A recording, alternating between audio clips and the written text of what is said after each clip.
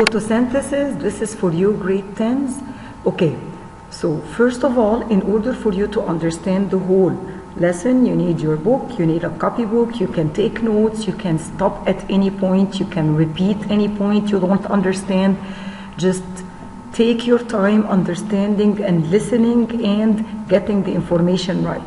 So we're talking about photosynthesis.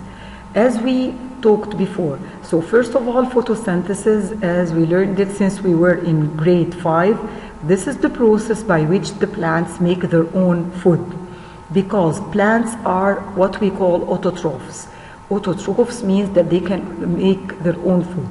Heterotrophs are the organisms that require to be fed. We're all heterotrophs except for the plants which are autotrophs, and they are producers because they make their own food. So the photosynthesis, it is the process by which autotrophic organisms use light energy to make sugar, oxygen from carbon dioxide and water. Where does it happen? It happens in plants, algae, and some prokaryotes. Okay, anabolic means that it builds up, okay, and endergonic means that it stores energy, and finally they are stored as carbohydrates in their bodies. Whatever you eat at any time has eaten a plant at a point. So if you're eating a plant, it's a plant, so you are fed a plant. If you're eating meat, this cow has eaten a plant at a point. If you're eating an egg, the chicken has eaten a plant at a point. So the plants are the only producers on earth, and all the other organisms are consumers, and they use the food that has been made by the plant. Okay, so the plants, how do they make their own food? They use what's here. They use the light energy, they use the water that is coming from the roots, and they use the carbon dioxide that is present in the air. Using these things, they have to build ATP. As we said, ATP is the energy currency of the cell. This is what the cell uses as energy.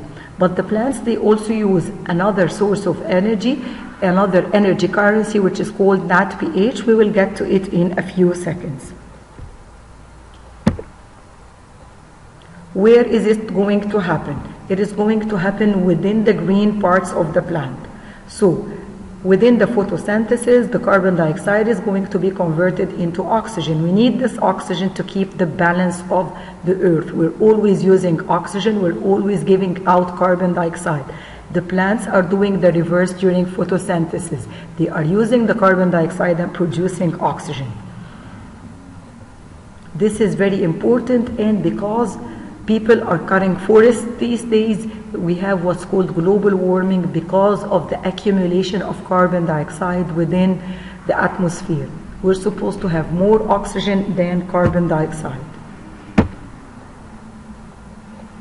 Photosynthesis forms the basis of virtually all terrestrial and aquatic food chains. Again, whatever you eat has eaten a plant. This is the translation. Whatever you eat has eaten a plant at a point. Okay, for the building up of the sugar, the photosynthesis uses carbon, which is present in the carbon dioxide, and it transforms these carbon atoms into glucose, which is the basic sugar units that are basically present in every food you eat. What else is produced during photosynthesis? So the solar energy, which is the energy coming from the sun, which is used during photosynthesis, it is the source of countless vegetable, animal, and organic side products. Wood, it's a very important material used as fuel and in many fields including constructions, paper, cotton. All of these are products of photosynthesis because they are originally plants.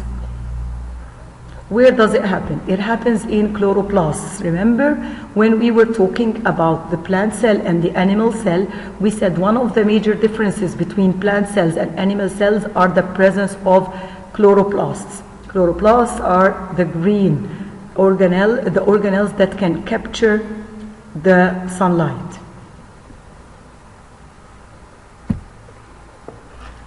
The chloroplasts are formed of two parts. part which is called the stroma and part which is called the grana.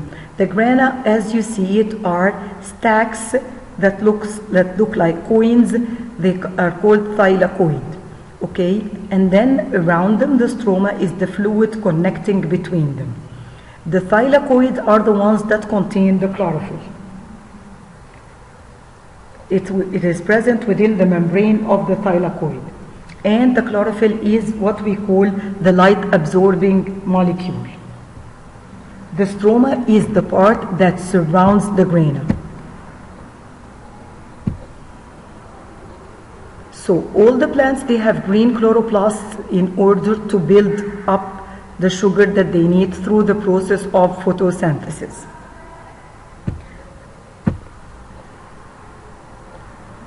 Photosynthesis is divided into two steps. A part that we call light dependent reaction and a part that we call light independent reactions. The light dependent reactions in which the chlorophyll is going to absorb the energy from sunlight. This energy is going to be transferred through the thylakoid membranes. During this stage, only the water molecules are going to be broken down, okay, and the oxygen is released. Then the energy, which is the solar energy, because this is a light dependent stage, is going to be carried along the thylakoid membrane to be transformed into ATP. Again, ATP is the energy currency of the cell. The whole process of the light dependent reaction is going to produce ATP, which is then going to be used to the light independent stage. So again, in the light dependent stage, the chlorophyll is going to absorb the energy from sunlight, the energy is going to be transferred, and the water is going to be broken down and oxygen given out. During this process, the energy carried along the thylakoid membrane is going to be transferred to ATP. Then we have the light independent stage. During this stage, the energy that is used from the light dependent reaction, that is produced during the light dependent reaction, is going to be used to make sugar. Where is this going to happen? It is going to happen in the stroma of the chloroplasts. Remember, the light dependent stage is going to happen in the grana, but the light independent is going to happen in the stroma. Carbon dioxide is needed in this stage. So in the first stage, we need the water and we need the sunlight.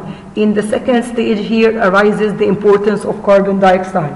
Carbon dioxide, through many chemical reactions, it is going to be added up to form the sugar.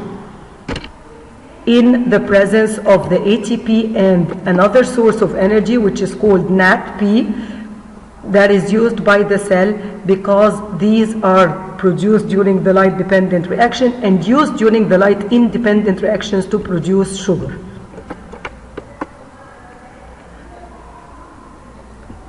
Here is the breaking down of the water into hydrogen, into electrons, and into oxygen. This happens during the light independent reaction. What do we get at the end? We get the NADP, which is one of the energy carriers, the ATP, another energy carrier, and oxygen. Here is it. As you can see, we have here the NADP plus the hydrogen, which is formed, which leads to the formation of NADPH. Here we have the ATP, which is one of the energy carriers that is going to be formed during the light dependent reaction. All of the aim of the light dependent reaction is to produce the energy source to form the sugar during the light independent reaction. The light independent stage is also called Kelvin cycle. Do not forget this. The Kelvin cycle is the stage of photosynthesis that does not require sunlight. Okay, where does it happen? As we said, it happens within the stroma of the chloroplasts, and the end products are going to be, here we say reduced NADP and ATP, which is going to be ADP and NADP. Okay, they are going to produce simple sugars. Okay, Here is it. We have the carbon dioxide is going to be added up in many reactions until we get glucose, which contains 6 carbons. Again, the carbon dioxide is going to be added through many reactions. ATP is used and reduced into ADP. NADP is going to be reduced. It's supposed to be NADPH and reduced into NADP. All of this in order to produce glucose, and this is the main aim of photosynthesis, is to produce glucose, which is the main food of the plant. Okay, so what are the factors affecting photosynthesis? Of course, we have the main factors are light intensity, wavelength, carbon dioxide concentration, temperature, water supply, chlorophyll concentration, and pollution. Light intensity. As the light intensity increases, the photosynthesis rate increases. It doesn't increase to uncontrolled levels, but at a point the plant produces enough food and the photosynthesis stops. The wavelength. Remember when we were talking about the wavelength of the different colors of the light? The different colors of the lights, they can affect how much photosynthesis is happening, because only certain colors are absorbed within the chlorophyll. So the photosynthesis is going to be dependent upon the absorption of light by the pigments. The most important of this is the chlorophyll, because it's the most important pigment present in the plant. The carbon dioxide concentration. Carbon dioxide raises, so the rate at which sugar are made by the light independent reaction is going to increase. It also happens here in the greenhouses. This is what you see to the right of the screen. This is a greenhouse, which is a controlled environment to produce plants. So the carbon dioxide concentration, as it increases, again, the level of photosynthesis, the amount of photosynthesis is increased until also a certain point where it's going to stop. The temperature. For every plant, there is an optimum temperature for growth. Some plants, they require more, some plants, they require less temperature. This is why we have plants that are only grown in winter and some other plants that are only grown in summer. At the temperature around 0, most of the enzymes present within the plant, they stop working. Water supply. Water as being one of the essential factors in photosynthesis, it is always needed. But as we said with the temperature, some plants need more water than others. Some plants are desert plants. So the amount of water available is going to affect the rate of photosynthesis. The chlorophyll concentration. Again, some plants are greener than others. The concentration of chlorophyll affects the rate of the reaction, because the amount of green pigment is going to affect the amount of energy that is absorbed from the sun, that is going to affect the rate of the reaction. Pollution. Of course, as you know, pollution means more carbon monoxide in the air. It means sometimes a lot of dust present in the air, a lot of things that can block the stomata. And it is going to reduce the transparency of the leaves. Means that they are going to form a layer on the leaves, and the leaves won't be able to absorb the sunlight properly. Of course, the pollution of water, it is going to affect the hydrophytes. The capacity of the water to dissolve gases like carbon dioxide and oxygen is also greatly affected.